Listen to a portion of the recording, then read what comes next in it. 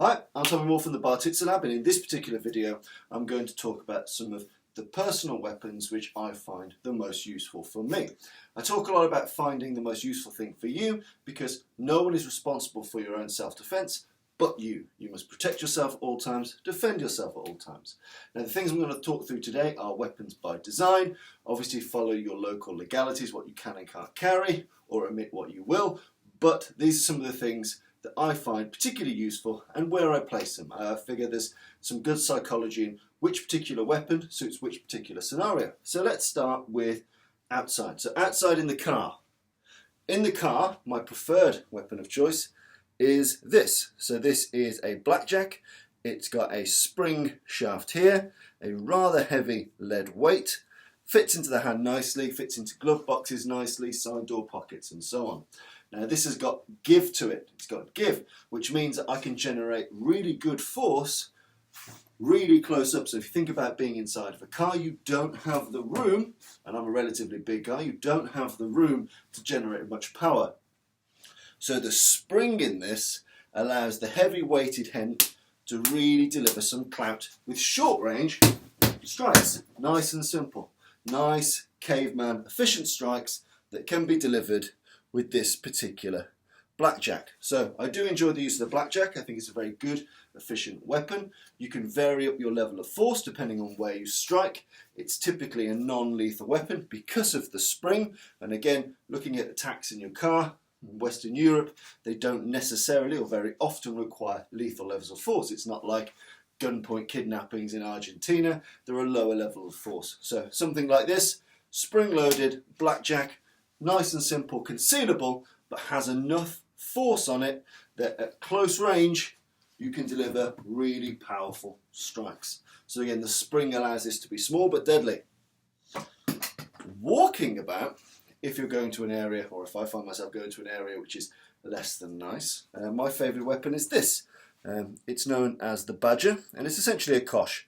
So this is bridle leather here, nice thick strong leather, a lead weight at the end. You loop your hand through. I find this particular grip useful, so put these 3 fingers through, 1 finger here and a thumb there. So I end up with thumb and forefinger surety. I end up with the mass of the hand in between the bridle like so, and again it can be concealed very easily because this is a kosh style weapon. It can go into a pocket, it can fit anywhere, it can be held under a sleeve relatively covertly, and it can be very quickly deployed in the same way as the Blackjack. Nice and simple, it can generate great velocity and force because it's got this flexible structure here.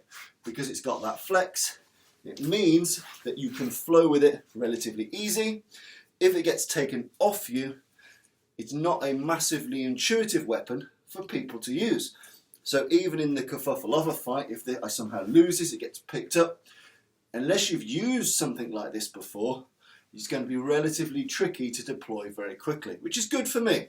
So I can deploy it quickly, smash, smash, smash. If it gets taken off me in an affray, it's not as dangerous to me as perhaps a more intuitive weapon like a truncheon could be. So again, this is the Badger. I like this. It's small, it still carries enough weight to cause some serious damage. It's concealable.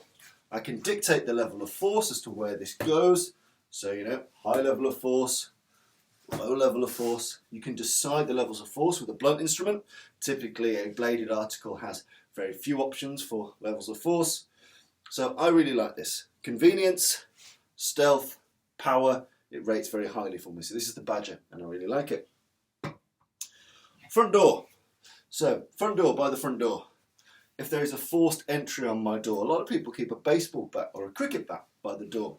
But if anyone's actually trained in their own home, bringing a baseball bat or a cricket bat to bear is very difficult to do in a door frame. It's very difficult to do in a corridor, which typically precedes a door frame. So you have door frame, small corridor. Very few houses open up into a huge expanse from the front door. Or if I have to fight my way through into a porch. So if I'm pushing him out of the house and there's a porch there, can I use that cricket bat, that baseball bat? Probably not. So my favourite weapon for door defence is this. This is a flat sap. Okay, so a flat sap, it's got a lead weight in the end here. It's thick, strong leather, and it's got an edge to it. So it's got a tough edge and a slapping surface, which is these two bulbous points here, as you can see. It's a relatively long weapon. Because for me it's door defense weapon, the loops are very important. Having the loop so people can't take this out of my hand very, very easily. So if I'm defending my doorway against someone doing a forced entry, I've got the flat sap, and I can decide whether to strike with the edge, which is faster and more accurate, and I would say carries a bit more power to it. It's got all the weight of the sap, but in a hardened thick rim here. Bang, bang, bang. Or for a slightly lower level of force, you can slap with the sap. So again, these weights here, so you can hit side on, like so. Side on, side on. A forehand, a backhand, or a vertical slap with these will cause you no end of pain and damage, but using the edge of it, that's a real kind of, that's a fight ender of a particular aspect of this weapon. It's a fight ending feature there. So again, for door defense, it's small, it's mobile, so I can use it in doorways, in porches, in the stairwell. You know, if I get pushed back up my own stairs, I can use and manipulate this in a small space. I've got good weapon retention because I've got the loop. It's hard to take off me. I can dictate the level of force using the slap or the size of the sap, and you can pretty easily turn someone's lights out with this with very few blows. So again, I'm not relying on timed approaches, poking someone full of holes, an immediately high level of force. In this particular juncture, we're slightly lower on the force continuum. You've got this, which can end a fight very quickly, and this, which can end a fight very quickly. So for door defense, for enclosed spaces, I particularly like this flat sap. Then finally, if I wake up and I'm in my bed and there is no more means for me to escape, I cannot go further away than my own bedroom, there's a big jump, that's it. You've cornered me there, that's a bad time for you. And so for the very, very bad times, I have this. There are lots of weapons out there, but I like this one for a number of reasons. For extreme situation home defense. And this is a Japanese ice pick. Okay, so as you can see, it's got a number of features. It's got a thick, hard metal shaft here. So it comes to a wicked point, but it's thick and reinforced. It's designed to heat and meet resistance. You've got this rather ergonomic wooden handle. Then you've got this particular crowbeak spike here, which is wickedly sharp, and then you've got a hammer style end here. So as you see, they're not particularly long. So in my hand, that's the Japanese ice pick. Okay, but some of the reasons I like it. One, this particular spike, because it's thick and reinforced, it goes into things very, very easily. Imagine someone breaks into your house, they're wearing a thick coat, thick jacket, nothing but the thickest, wickedest of points is going to penetrate it. You think of a biker jacket, think of a big bulky puffer.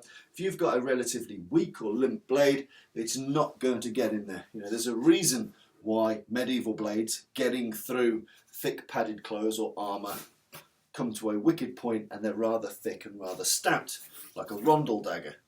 It's the exact same principle here.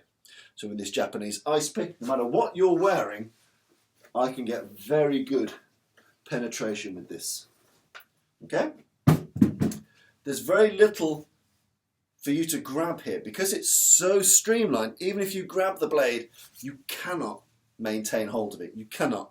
It's wickedly tapered. It just comes straight out, even of the most gorilla grips out there. So, you know, you can't get it out of my hand very easily because I've got this sharp crow's beak here, and I've got this almost kind of pommelish end to keep it relatively tight. Any grips on the blade, whilst they won't cut, are very hard to maintain hold of. This particular crow's beak element, again, can be used as a lacerating tool. So here, it cuts. So it's a very good small puncher. You can punch a small hole with this, or you can drag and rake. You can drag and rake, drag and rake.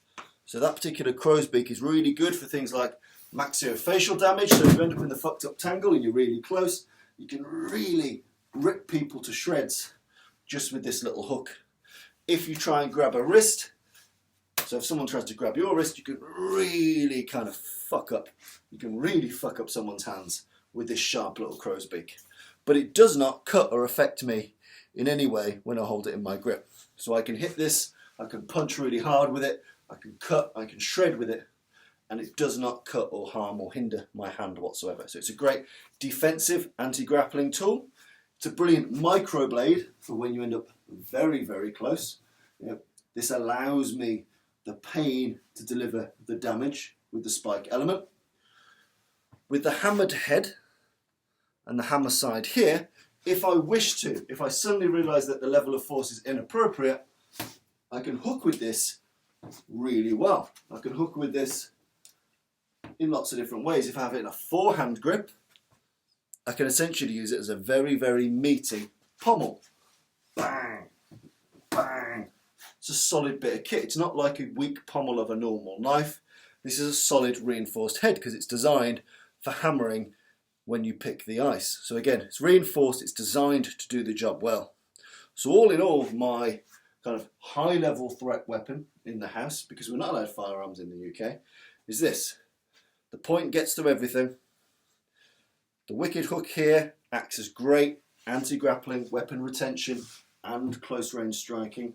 I've got lower level of force options if I wish to use the blunted hammer point for hooking style strikes or hammer style strikes. Either of those options allow me to use a really robust element of this tool. So again, I really enjoy this as a weapon. I think this is a great up close, in your house, in your bedroom style response. You can do a lot of damage with this. It's hard to take off you and it works very, very close. So again, the Japanese ice pick I think is a brilliant tool. Out and about as a go-to, I will also typically have a neck knife. This is more for utility purposes.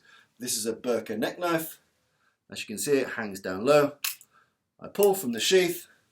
It's a high quality cutting and thrusting blade. It's got a small hooked handle which works here, and I particularly prefer this grip. So a saber style grip with the thumb along the spine of the blade here. And again, this is something you can pull out. You can get decent penetration, you can rip, you can slice, you can cut, you can do all manner of things with these micro blades. The important thing is training, because when you hit things that are harder, so if you imagine if you're working, I'm just going to use this victim cat box for argument's sake. When you hit things that are harder, when you've got more of a knife handle to deal with, you have to reinforce it less. When you go for this, you have to reinforce it more. So get used to hitting things that are hard. Work with meat, work with rags, work whatever you want, but get used to, if you are going to think about using these microblades, get used to meeting resistance and dealing with it, because your retention, your grip and your control of the blade needs to be that much better than with a longer, stronger blade. So, to summarise, for me, in the car, it's the Blackjack. Out on the street, it's the Badger Kosh. By the front door, it's the flat sap. Next to the bed, that's the Japanese ice pick.